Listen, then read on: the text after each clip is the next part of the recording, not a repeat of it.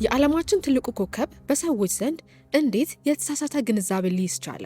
በሚሊዮኖች የሚቆጠሩ ሰዎች ማይክል ጃክሰን ነጭ ለመሆን ፈልጎ ቆዳውን እንዳነጣ ያምናሉ። በሚሊዮን የሚቆጠሩት ደግሞ ያቺ ነጠላ ጓንት እንዲሁ ለፋሽን የተደረገች ምርጫ እንደነበረች ያስባሉ።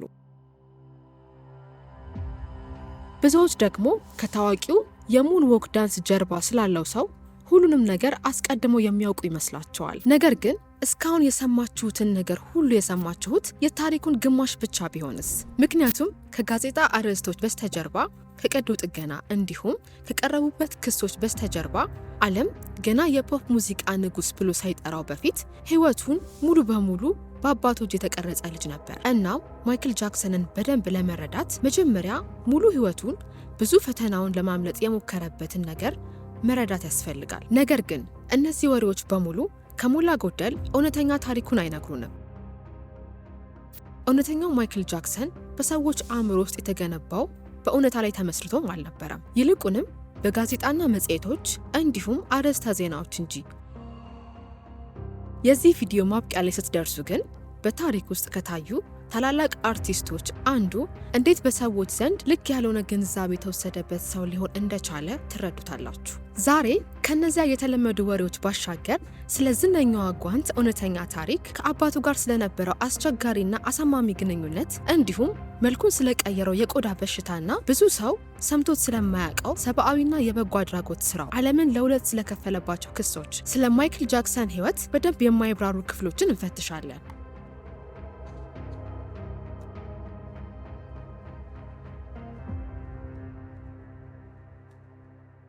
ማይክል ጃክሰን የፖፕ ሙዚቃ ንጉስ ይሆናል ብሎ ያሰብ አልነበረም። እሱ ጃክሰን 5 በተባለ የቤተሰብ ባንድ ውስጥ ትንሹ አባል ነበር። ማይክል ጃክሰን በምድር ላይ ትልቁ አርቲስት ከመሆኑ በፊት መውደቅና መክሰር በማይችል አንድ ድሃ ቤተሰብ ውስጥ ትንሹ ልጅ ነበር። የጃክሰን ቤተሰቦች የሚኖሩት በጋሪ ኢንዲያና ውስጥ ሲሆን የገንዘብ አቅማቸው በጣም ጠባብ ነበር።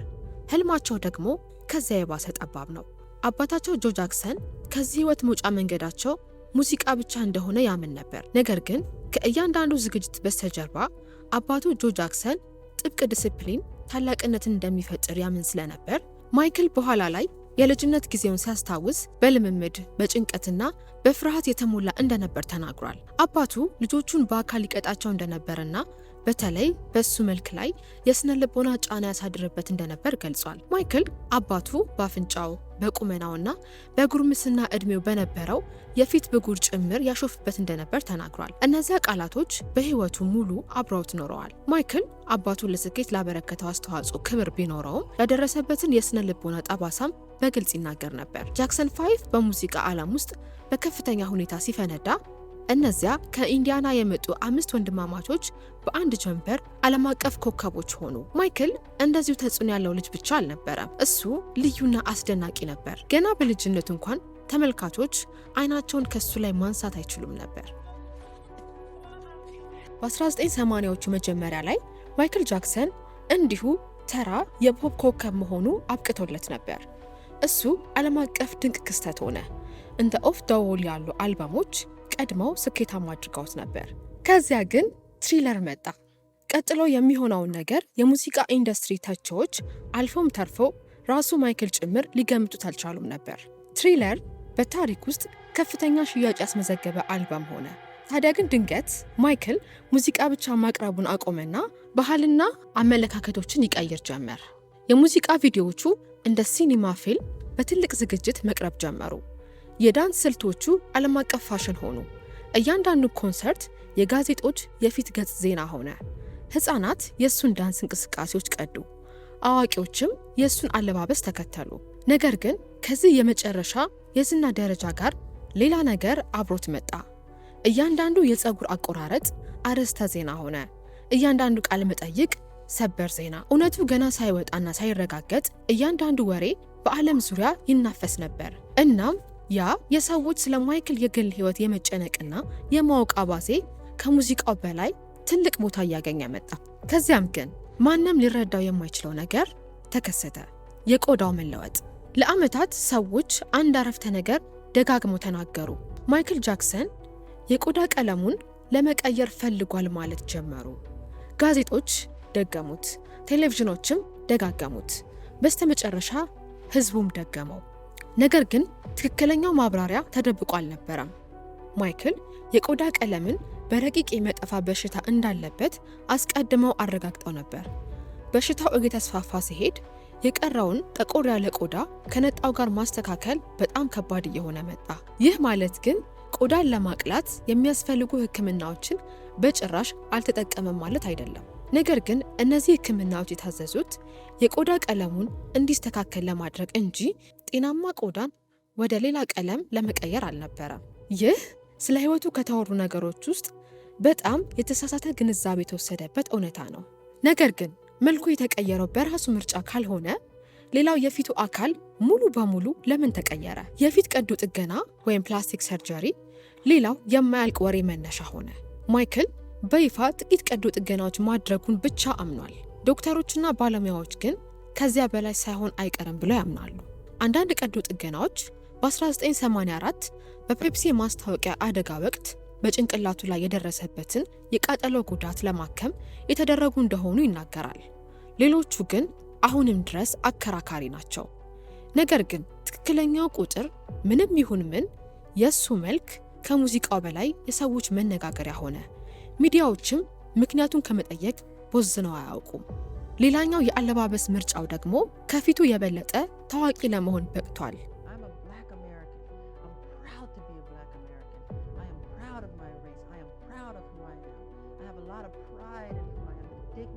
ከማይክል ጃክሰን ምስል ጋር ተያይዘው ከሚነሱ ነገሮች ሁሉ እንደ አንዲት ነጭ ጓንት በቀላሉ ሊታወቅ የሚችል ምንም ነገር የለም። ለብዙ አስርት ዓመታት ሰዎች ይህ እንዲሁ የፋሽን ምርጫ መስሏቸው ነበር። እውነታው ግን ከዚያ የበለጠ ብልህነት የተሞላበት ነው። ማይክል አብዛኞቹ አርቲስቶች ያልተረዱትን አንድ ነገር ተረድቷል። ተመልካቾች በተፈጥሮ እንቅስቃሴን ይከተላሉ። ስለዚህ አንደኛው እጅ ከሌላው አካል ይልቅ ደምቆና በርቶ ከታየ የሰዎች አይን በቀጥታ የሚያርፈው እዛ ላይ ነው። ያቺ በአልማዝ የተሸለመች ነጠላ ጓንት የተሰራችው የዳንስ እንቅስቃሴዎቹን በተለይም እንደ ሙን ዎክ እና በመድረክ መብራት ስር የሚደረጉ የእጅ እንቅስቃሴዎችን የሰዎች ትኩረት ወዲያውኑ ወደ እጁ ለመሳብ ነበር። ይህ ጓንት ቅንጦት አልነበረም፣ በእይታ ታሪክን የመናገር ጥበብ እንጂ። አንዲት የምታብረቀርቅ ጓንት በሚሊዮን የሚቆጠሩ አይኖች እሱ እንዲያዩት ወደ ፈለገበት ቦታ እንዲያርፉ ምክንያት ሆናለች። ያ ጥቁር ኮፍያ፣ በሱ ልክ የተሰፋው ጃኬትና የሚያበሩ ጫማዎቹ ተደምረው በዓለም ላይ የሱን ጥላ ብቻ አይቶ ማንም ሊያውቀው የሚችልበትን ጥልቅ መለያ ፈጠሩለት። እንግዲህ ልብስ በመልበስና መለያ ምልክት በመፍጠር መካከል ያለው ልዩነት ይህ ነው። ማይክል ጃክሰን በህይወቱ ሙሉ በደርዘን የሚቆጠሩ የበጎ አድራጎት ድርጅቶችን አግዟል።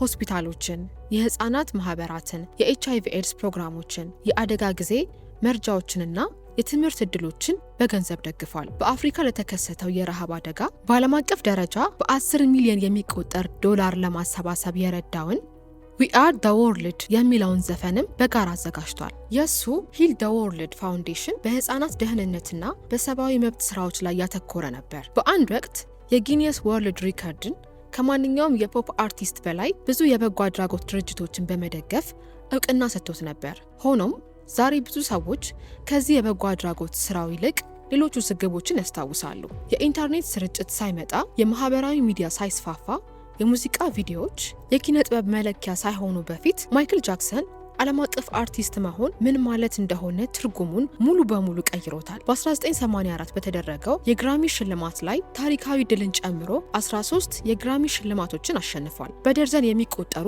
የአሜሪካ ሙዚቃ ሽልማቶችን፣ የቢልቦርድ ሽልማቶችን እና የኤምቲቪ ክብርን አግኝቷል። የሱ ትሪለር አልበም አሁንም በታሪክ ውስጥ ከፍተኛ ሽያጭ ያስመዘገበ አልበም ሆኖ ቀጥሏል። የሱ የሙዚቃ ቪዲዮዎች እንዲሁ ለዘፈን ማስተዋወቂያ ብቻ የተሰሩ አልበም አልነበሩም። እነሱ አጫጭር ፊልሞችም ነበሩ። የዳንስ እንቅስቃሴዎቹ ለብዙ አርቲስቶች መነሳሳትን ፈጥረዋል። የመድረክ ዝግጅቱ በቀጥታ ለሚደረጉ ኮንሰርቶች አዲስና ከፍተኛ መለኪያ አስቀምጠዋል። በፖፕ፣ በአር&ቢ፣ በሂፕሆፕ አልፎም ተርፎ በኬፖፕ ውስጥ ያሉ በርካታ አርቲስቶች ማይክል ጃክሰንን እንደ ትልቅ አርአያነት ይጠቅሱታል። ሆኖም ለእነዚህ ሁሉ ስኬቶች የሱ ስም ስለ ሙዚቃው ከሚያስነሳው ውይይት እኩል ስለ ግል ህይወቱ ከሚያስነሳው ክርክር ጋር ተመሳሳይ ነው። ምናልባትም የሱን ታሪክ ከሌሎች የተለየ የሚያደርገው ይህ ሳይሆን አይቀርም። ጥበቡ ሚሊዮኖችን አንድ ያደረጋቸው፣ ህይወቱ ግን ለሁለት ከፈላቸው። ነገር ግን ሁሉንም ነገር የቀየሩት እነዚያ ክሶች ምንድን ናቸው? በኪነ ጥበብ ታሪክ ውስጥ እንደ ማይክል ጃክሰን ክሶች አከራካሪ ሆኖ የቆየ ታሪክ ጥቂት ነው። የመጀመሪያዎቹ ከባድ ክሶች የተሰሙት በ1993 ነበር። ጉዳዩ በሲቪል ስምምነት በመጠናቀቁ የወንጀል ጥፋተኝነት ውሳኔ አልተላለፈበትም። ከዓመታት በኋላ በ2005 ማይክል ሌላ ከሳሽን በተመለከተ በርካታ የወንጀል ክሶች ለፍርድ አቀረቡት። ከወራት ምስክርነት በኋላ ዳኞች በሁሉም ክሶች ነፃ ነው የሚል ውሳኔ አስተላለፉ። እሱ ከሞተ በኋላ በ2019 የወጣው ሊቪንግ ኔቨርላንድ የተባለው ዘጋቢ ፊልም ከሁለት ወገኖች በተነሱ አዳዲስ ክሶች የህዝቡን ክርክር እንደገና አስነሳው። ደጋፊዎቹ ፊልሙ ትኩረት ሊሰጣቸው የሚገቡ ከባድ ስጋቶችን እንዳነሳ ይከራከራሉ። ተቺዎች ግን በንግግሮቹ መካከል ያሉ አለመጣጣሞችን፣ ቀደም ሲል የተሰጡ የማቅለያ ቃላትን፣ ፍርድ ቤት መዝገቦችን በመጥቀስ በክሶቹ ዙሪያ ያሉ የህግ ክርክሮች የተለያዩ ውጤት እንደነበራቸውና አሁንም ክርክር እንዳለባቸው ይናገራሉ። በዚህ ምክንያት የማይክል ጃክሰን ስም አሁንም ለሁለት እንደተከፈለ ነው። ለአንዳንዶች ክሶቹ እሱን የሚያዩበትን መንገድ ለዘላለም ቀይረውታል። ሌሎቹ ደግሞ የፍርድ ቤት ነፃ መልቀቅ፣ በወንጀል አለመፈረዱና አከራካሪ የሆኑ አባባሎች ታሪኩ ከጋዜጣ አርዕስቶች የበለጠ ውስብስብ መሆኑን ያሳያል። ማይክል ጃክሰንን በሙንዎክ ዳንሱ ወይንም በጓንቱ አሊያም በተቀያያሪ ፊቱና በጋዜጣ ወሬዎቹ ማስታወስ ቀላል ነው። ነገር ግን ታሪክ መቼም ቢሆን እንደዚያ ቀላል ሊሆን አይችልም። ማይክል ጃክሰን 13 የግራሚ ሽልማቶችን አሸንፏል። በደርዘን የሚቆጠሩ የአሜሪካ ሙዚቃ ሽልማቶችንም አግኝቷል እና በታሪክ ውስጥ ከፍተኛ ሽያጭ ካላቸው የሙዚቃ አርቲስቶች ውስጥ አንዱ ሆኗል። የእሱ ተጽዕኖ የፖፕ ሙዚቃን፣ ዳንስን፣ የሙዚቃ ቪዲዮዎችንና የመድረክ ትርኢቶችን መልክ ቀይሯል። ነገር ግን ዓለም አቀፍ ኮከብ ያደረገው ያ ዝናው እያንዳንዱ ወሬውን፣ እያንዳንዱ ስህተቱን፣ እያንዳንዱ ክሱንና እያንዳንዱ የግል ትግሉን አጉልቶ እንዲታይ አድርጎታል። ምናልባትም ማይክል ጃክሰን በታሪክ ውስጥ በጣም መነጋገሪያ የሆነው አርቲስት ሆኖ የቆየው ለዚህ ሳይሆን አይቀርም። ሁሉም ሰው ስለ እሱ ጉዳይ ስለሚስማማ ብቻ ሳይሆን ስለማይስማማም ጭምር ነው። ስለ ማይክል ጃክሰን በደንብ ባወቅን ቁጥር እሱን በአንድ ቀላል ታሪክ ውስጥ መወሰን በጣም ከባድ ይሆናል። ጀግና፣ ተንኮለኛ፣ ሊቅ ወይስ ተጎጂ? ከእነዚህ መለያዎች መካከል አንዳቸውም ሙሉ ታሪኩን የሚነግሩን አይደሉም። የሚገርመው ደግሞ እሱ ከሞተ በኋላ እንኳን ክርክሩ አልቀነሰም። እንዲያውም ሆሊውድ ማይክል ጃክሰንን ለአዲሱ ትውልድ ለማስተዋወቅ እየተዘጋጀ ነው።